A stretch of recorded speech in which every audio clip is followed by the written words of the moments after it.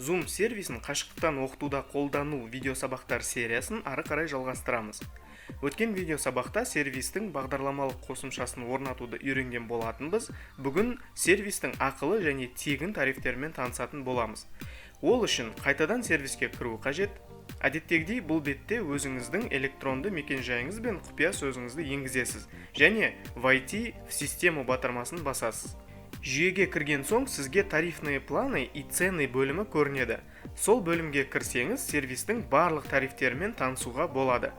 Сервистің негізгі 4 тарифі бар, біреуі тегін болса, қалған 3-еуі ақылы. Ең алдымен тегін тарифіне тоқталайық. Егер сіз тегін тарифті қолданатын болсаңыз, онда сабағыңызға 100 адамға дейін қатыстыра аласыз.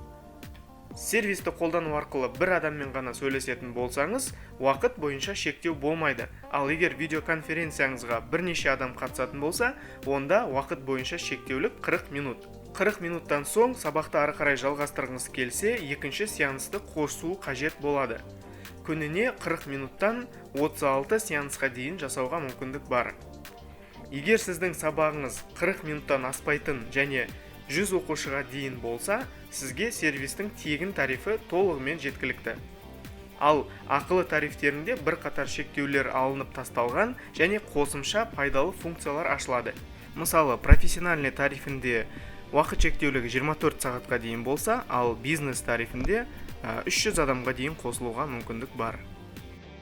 Ақылы тарифіне өту үшін «Купить сейчас» батырмасын басыңыз.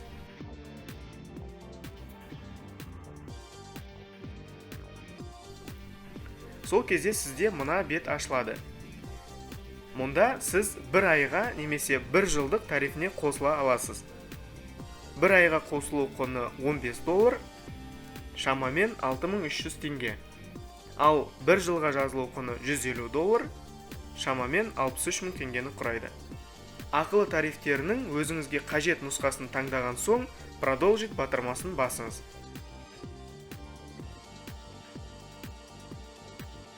Сондықтан картаңыздың барлық мәліметтерін көрсету қажет. Мұнда өзіңіздің жұмыс орныңыз, мекен жайыңыз,